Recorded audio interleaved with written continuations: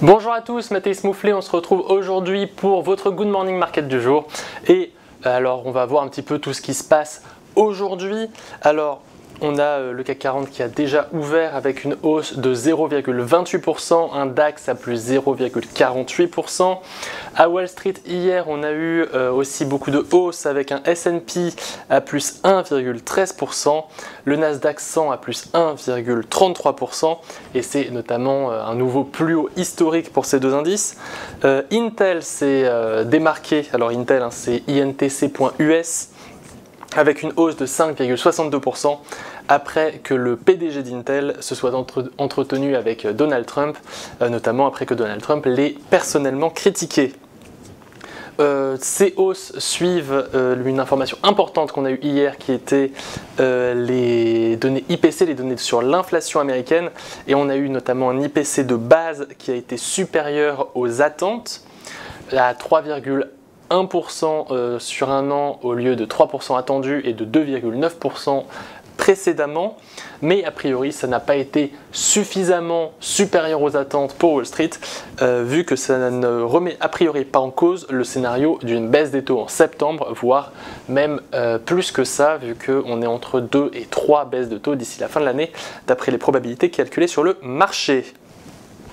En Asie, on a aussi eu un nouvel ATH, donc un nouveau plus haut historique sur le Nikkei, avec une hausse de plus 1,30%, et le Hang Seng a quant à lui fait plus 2,35%. Il est à noter qu'on a eu une information concernant les nouvelles négociations commerciales entre les États-Unis et la Chine qui devraient reprendre d'ici 2 à 3 mois, avec notamment des discussions sur le fentanyl. Au niveau des obligations américaines, le 10 ans américain est à 4,273, donc il a pas mal baissé, et le Bund allemand à 10 ans est à 2,728%. Au niveau du marché des commodities, donc des matières premières, le Brent stagne à 66,19$, le gaz naturel est en hausse de 1,16% et l'or est en hausse de 0,20% à 3354$, donc un or qui ne bouge pas beaucoup depuis plusieurs semaines maintenant. On va revoir le Brent et le Natgas juste après. Au niveau des devises, l'USD IDX, donc l'indice du dollar, est en forte baisse à 97,91 points, avec un euro USD à 1,17$. Donc ça peut notamment donner quelques indices sur la raison pour laquelle les indices américains montent. Peut-être que ce n'est pas tant les indices américains qui montent que le dollar qui baisse. Au niveau du Bitcoin, on est toujours à 119 000$. Par contre, l'Ethereum s'approche dangereusement, ou pas d'ailleurs, de son plus haut historique et il est actuellement à 4615$. Aujourd'hui, on n'attend pas grand chose, on va revoir ça juste après. A priori, on aurait quand même une réunion entre l'Union européenne et Donald Trump quant à l'issue de la guerre russo-ukrainienne, avec notamment ce rendez-vous en Alaska vendredi entre Donald Trump et Vladimir Poutine. Alors on va regarder rapidement mon écran ici, voilà, où je voulais juste vous montrer le Fear and Greed Index de CNN, qui est un indicateur qui est gratuit, qui marche plutôt bien, je trouve. Et donc on voit qu'on est en grid, mais on n'est pas encore en extrême grid, donc on pourrait encore avoir du potentiel à la hausse sur les indices a priori. Donc vous voyez, on n'est pas encore sur des niveaux particulièrement violents. Au niveau de ce qu'on appelle l'avarice dans cet indicateur.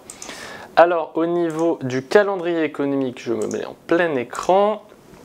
Donc on a eu beaucoup d'informations, notamment sur l'Allemagne ce matin. Ce qu'on va surtout attendre, ça va être le discours de Barkin du FOMC, donc de la Fed. Et pour les traders de pétrole, on aura les stocks de pétrole brut et les stocks d'essence à 16h30. Alors, je voulais quand même faire un petit point marché, où je voulais un petit peu parler du Brent et du Natgas, dont je n'ai pas parlé hier, et qui sont pourtant énormément sous pression depuis les dernières semaines, mais pas pour les mêmes raisons.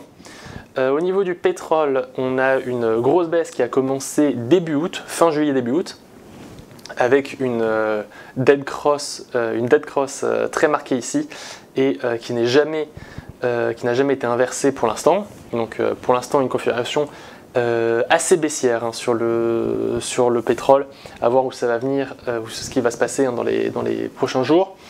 Donc on a eu évidemment une forte augmentation de la production, si vous suivez l'émission matières premières, vous le savez, par l'OPEP+, et on a aussi peut-être une issue de la guerre russo-ukrainienne qui favorise plutôt une baisse des cours du pétrole. Au niveau du gaz naturel, pareil, on a une forte tendance baissière. On a tenté de l'inverser ici sans succès. Donc a commencé à 3,5 et maintenant on est à 2,8 pour le Brent. Ici je prends le Brent, mais vous pourriez prendre le WTI, vous auriez la même chose. On a commencé à 72 et maintenant on est à 65.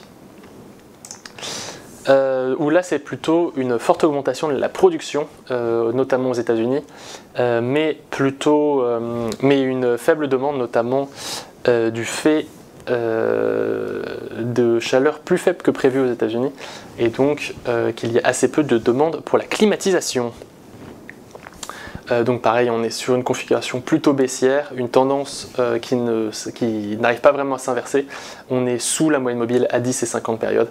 Donc pour l'instant, la tendance reste baissière, à voir ce qui va se passer dans les prochains jours. Voilà, c'est tout pour moi pour aujourd'hui. On se retrouve demain pour un nouveau Good Morning Market. Et si vous avez aimé cette vidéo, n'hésitez pas à la liker, à vous abonner et à partager. Et on se retrouve donc dès demain. C'était Mathéis Mouflet pour XTB.